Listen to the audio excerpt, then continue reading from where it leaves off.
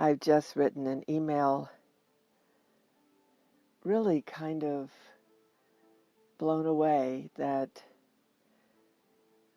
a voice came to me in March of 2019 and asked me to open up a gateway of conversation between ourselves and the greater systems of reality that often come to us in vocal or forms, vocal forms or forms that we hear inwardly, or sometimes we hear it like a instruction or direction. But we've been taught to fear connection. So I don't even know if I could get across today the extraordinary experience that I've had, and hopefully others have had, coming on the calls with me the first Saturday of every month for a year, to listen to me kind of channel, although it's more like Moses in the desert that heard the voice of God, or of a God, a nature of being. And I was thinking about this morning, I was thinking how we filter it through our pre-existing understandings of society and of beliefs and of reality. But I'm very, very clear from the time I was very little, when I first heard what I called the voice, that I was very clear it was operating on my behalf. And then as I got older and began to, at 19, I began to speak to people through my gift. I was very clear that the people I was speaking with, that the part of them I was speaking to was this beautiful nature of creation that human beings were, and the original nature, the original design of that creation, which frankly is love.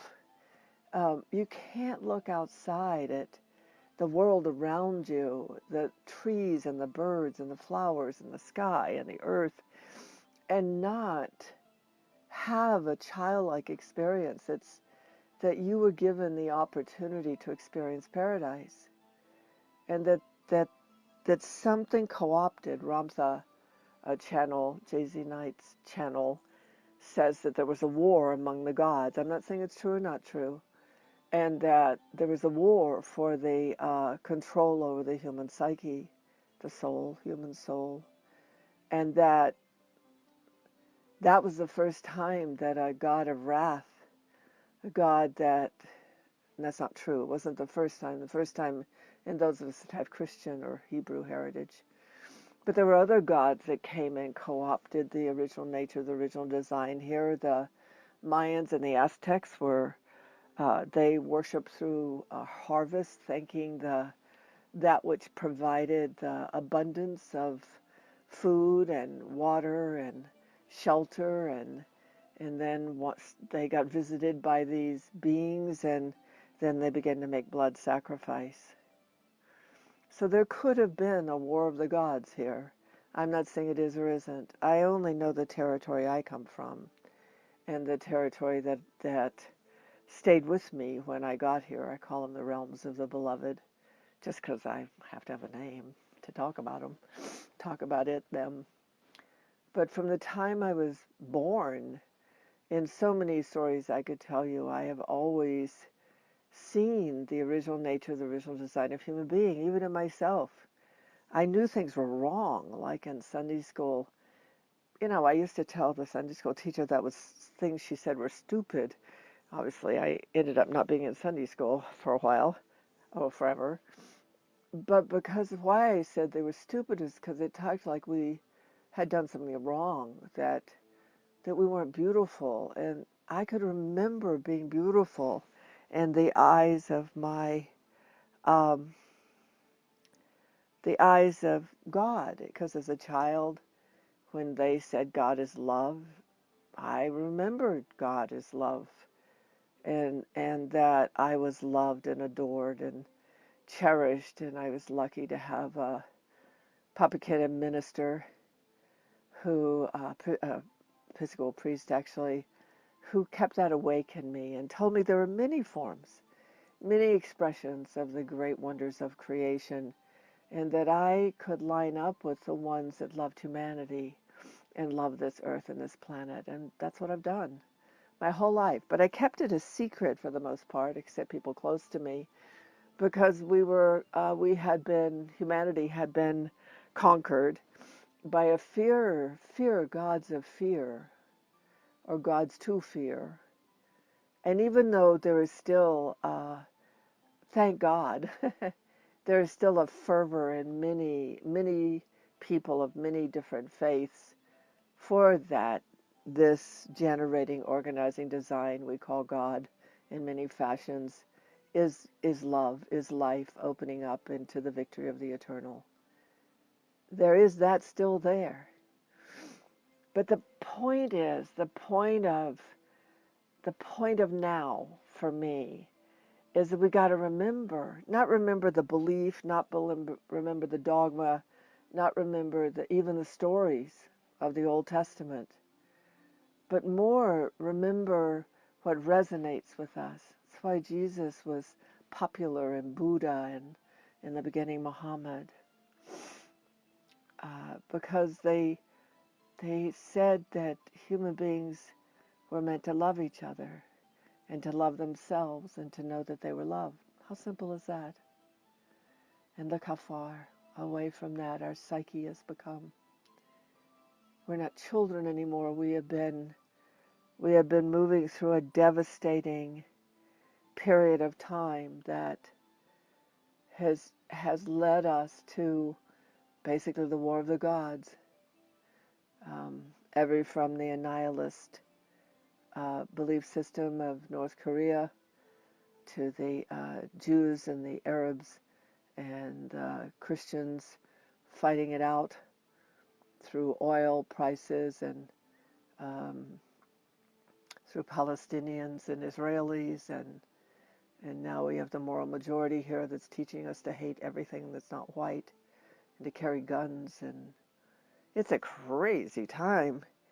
But what's so beautiful about it is, if you could just hear the logic of it in what I'm saying, what's beautiful about it is of course this would be a time where the original nature, the original design here, the beingnesses that were part of the wonder and beauty of designing this place and this little creature called human to enjoy it. Surely that is not far flung, and surely that's not far flung. So we have one of the problems with human beings is they view everything as a human being.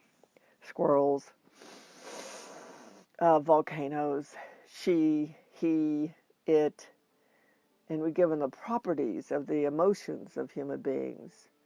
It's a terrible storm, wicked virus. So the ability to be in touch with the original nature, the original design here is pretty crapped out. But in the meantime, there's always been the prophets and the seers. Yeah, I take that.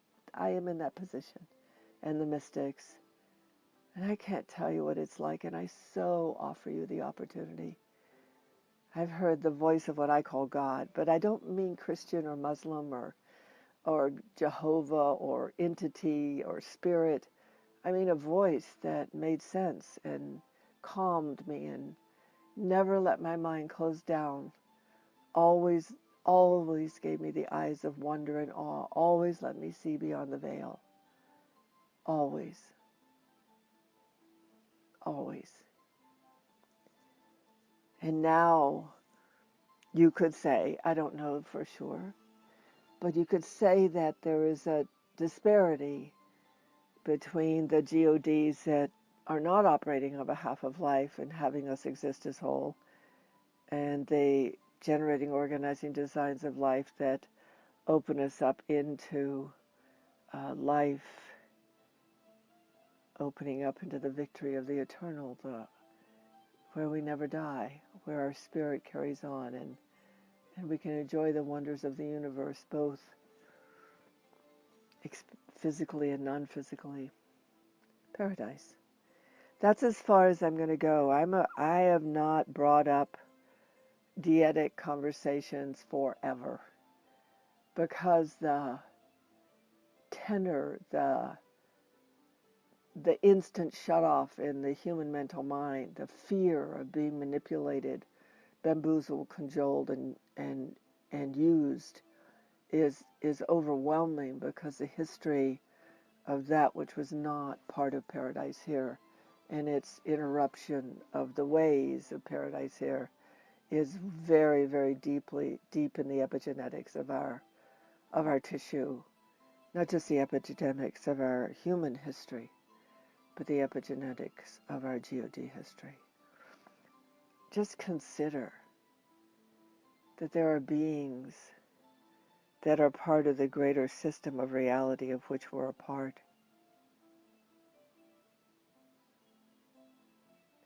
Just consider. And that they are coming, that they find their way here, and they speak to us, and that we carry the properties of those that are the material of what we call love. In the second section of May, or in another section, next section after this, I'm going to read a section of the message, the structure of reality, given to me by a voice, a very clear being. I have such a sense of there actually being there out there somewhere. No idea where. I actually have such a strong sense of it. I can still hear his voice even today, or the voice. It sounded like a he, even today. And I can't help but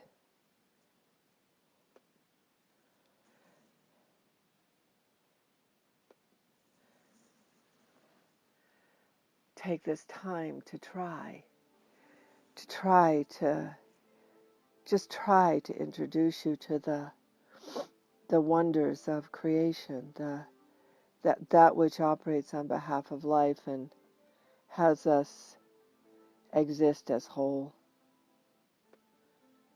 I'm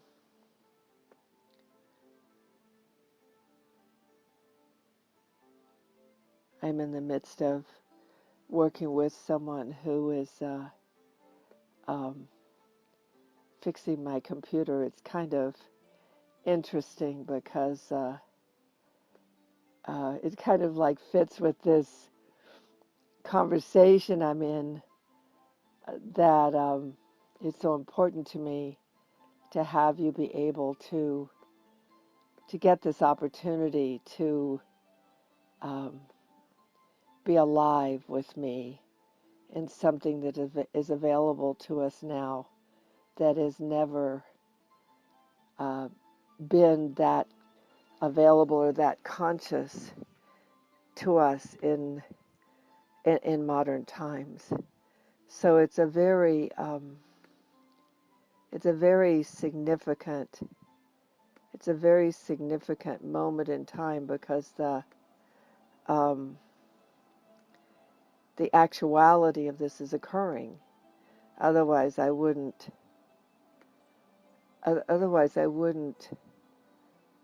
be trying to have this conversation, because it would be ridiculous, because you wouldn't be able to hear me. You literally would not be able to hear me. But I'm taking the chance that you will hear me. It's very important to me that I take that chance, because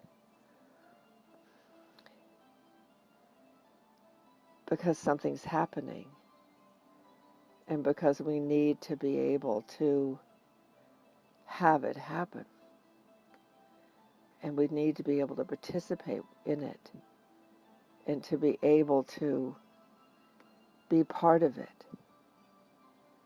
We need this, because otherwise we'll suffer, and I don't want us to suffer. I don't want us to. I want us to be aware of ourselves as part of a great reality that is occurring. And I am determined over the next years to find ways for people's registers to come back online that made them part of the greater universe. Has them remember paradise. Namaste.